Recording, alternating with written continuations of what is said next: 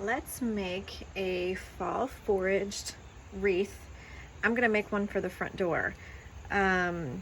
So last weekend we were busy clearing out some of our property, and I was pulling all of these thickets and branches and tree limbs down, and I stumbled on this twisted up vine that I pulled out of one of the trees.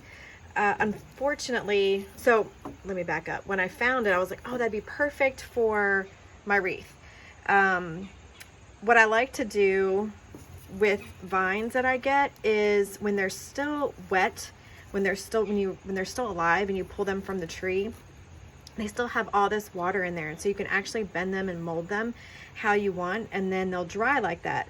Unfortunately, I was still hours before I was able to stop, so I pulled my vine out and just kind of put it to the side. It dried, and when I tried to bend it into the form, into a circle for a wreath, it actually broke, but that's okay. I'm still gonna play with it and see what I can do with it. I love the twisted pieces from where it was actually wrapped around some tree limbs. And then last night on one of my evening walks, I just picked some dried plant material on the side of the road. And I only got a little bit because I'm gonna do a little bit more of a minimalistic wreath this time. At least that's my goal. That's what I'm gonna attempt to do. I tend to go a little extreme when I make my wreaths and make them big and full and lush. But this time I'm hoping to do something a little bit more minimalistic. So I found this unopened milkweed pod, and so I'm going to use that. I've got some more of these dried bits, flower bits, seed pods that I love, and then I pulled more grapevine out of the trees. Some of our trees along the road are just full of all this wild grapevine. It's just like a big massive piece. Let me see if I can zoom out a little bit. It's not anything fancy to write home about. It's not even in the shape of a wreath. And I'm kind of thinking I'm just gonna let this shape kind of unfold organically.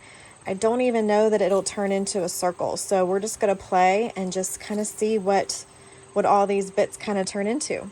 So let's go. All right, so I've got all of my pieces kind of organized.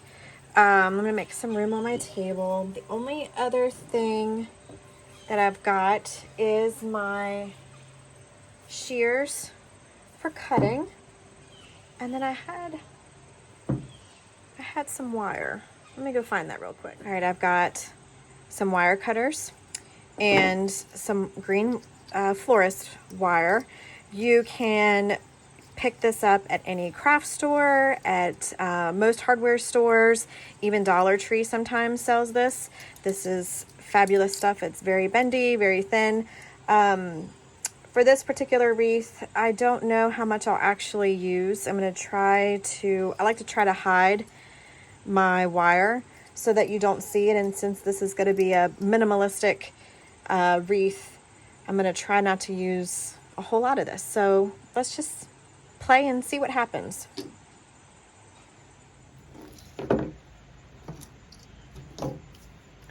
So what I'm thinking is actually using the grapevine as my base for some sort of shape here.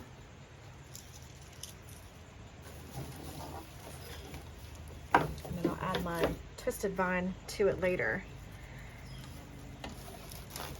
And grapevine is another one of those things that you can find literally there. It's invasive. You can find it growing in most trees along the side of the road. And it can be thick, thin. And what I love about grapevine too is that if you soak it, it gets more pliable. There we go. Now you can see. It gets more pliable, and so if you wanted to do a perfect circle or close to a perfect circle, then you could get this wet and it'll actually bend a little bit easier for you. So with my grapevine, I love all the twisted up twisty parts. So that's kind of what I want to hang on to. So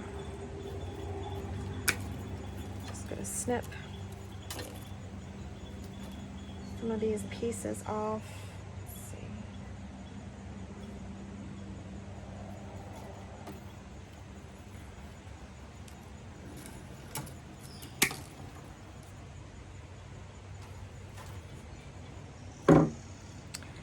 So I kind of feel like I'm getting a shape already. Definitely not a circle, but I kind of like it. It's almost just like this little bundle of twigs, but you can start to see a shape is forming. So the other thing I want to think about too is how is this going to hang on the door? Where is my hanger going to go? But I'm kind of liking this half moon, crescent moon shape. So I think I'm going to try to work with that a little bit.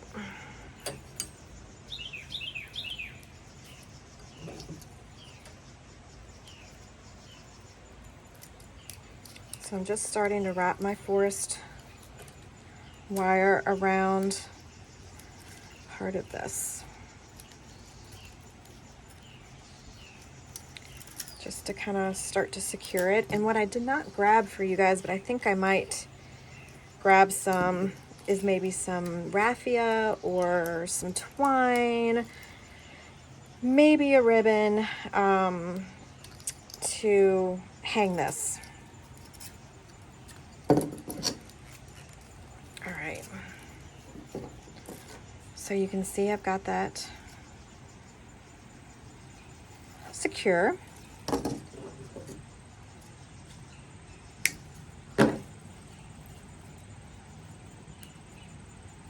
Take my two ends and twist them together back here. All right. And so I have a like sort of a crescent moon shape. I'd love to be able to try to bend it maybe a little bit more. So we'll see what kind of happens here.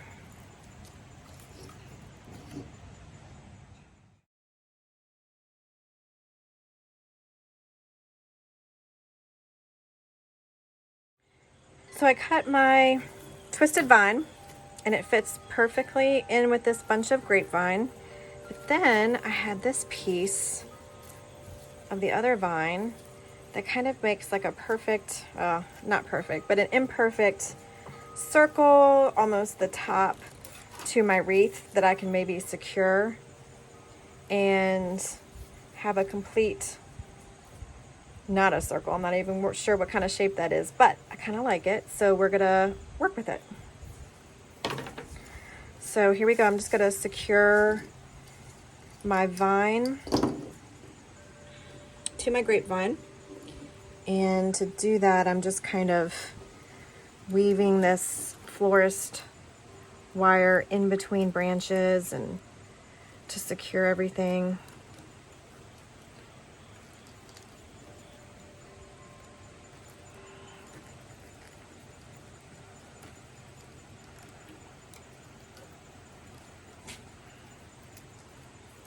Tuck it in the back.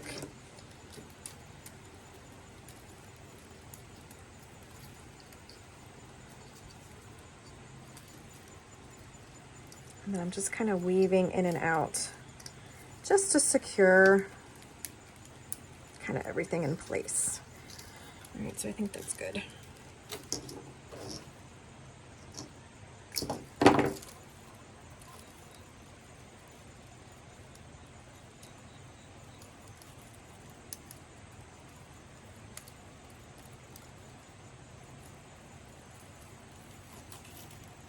And then my end pieces are in the back here, so I'm just going to twist those together.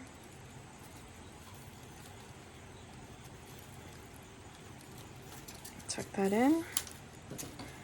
All right, so I've got that form. Now we're going to try and do something with this top piece. Same process, just secure, and I'm probably going to have to secure it on both sides.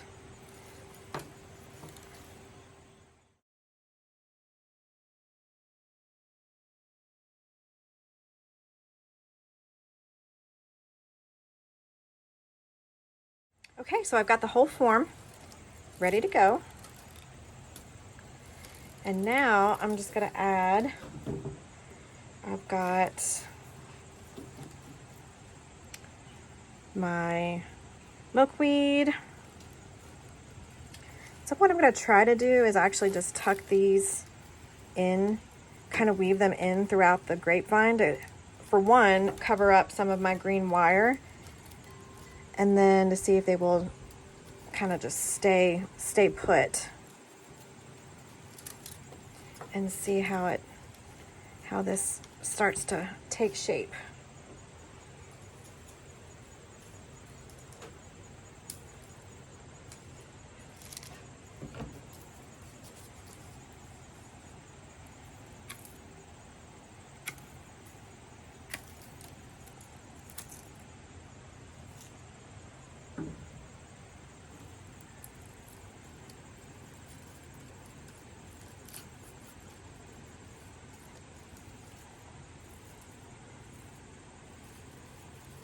I always try to make little clusters when I'm working on a wreath, to kind of draw some interest, and then maybe do some filler throughout. So I do try to kind of group everything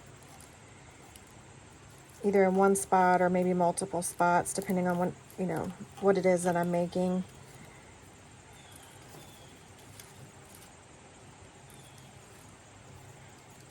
And you do need to pick it up and look at it from different angles because you're working on it flat.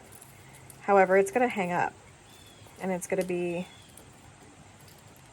you're going to be looking at it straight on. So you do kind of have to pause and kind of take a look around a little bit and see what you got going on.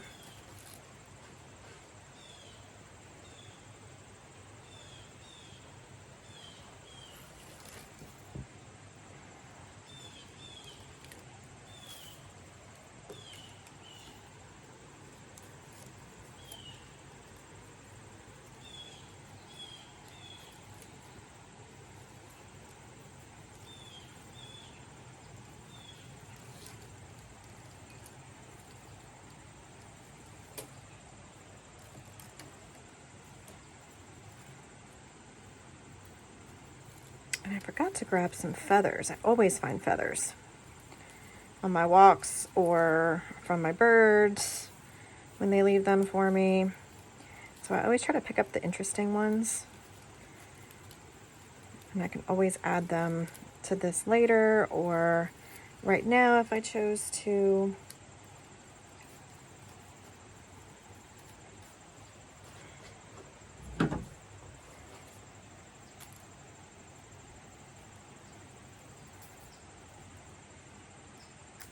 Some of my favorite wreaths are always the wild ones that are just going all over in multiple different directions and just wild and free. So that's the kind of look that I'm going for.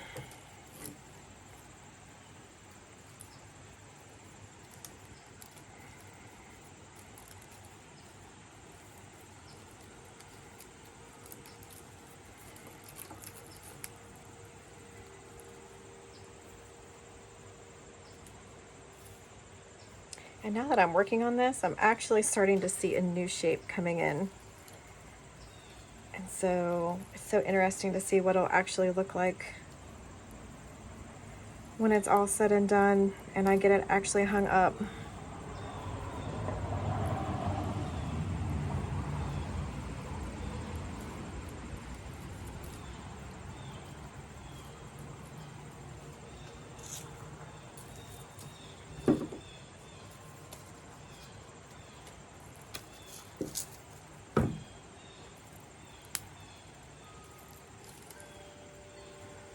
I used to really hate the fall weather.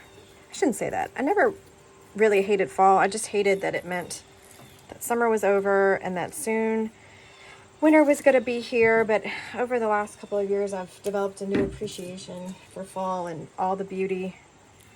The changing of the colors. I mean, here in Virginia, the colors just get so beautiful and vibrant. And, even all the dried wildflowers that, kind of pop up. I'm just really starting to have a little bit more of an appreciation for them than what I used to. And I always love just working with nature and, you know, what's available in the season. So I think that's really special about making this wreath. Okay, I think it is about done. I think I am going to grab some feathers to kind of stick in here a little bit. And then I am already seeing a new shape kind of take form. So I'm going to go hang this on the door and see what it looks like. All right, I grabbed 3 chicken feathers. I had turkey feathers, but they're really big, and so I didn't really want this to feel overpowered by the feathers. I just kind of wanted it to be just a small little added touch. So I kind of went with the smaller ones, and I'm just gonna tuck them in here, just like I did everything else. And just see what comes of it.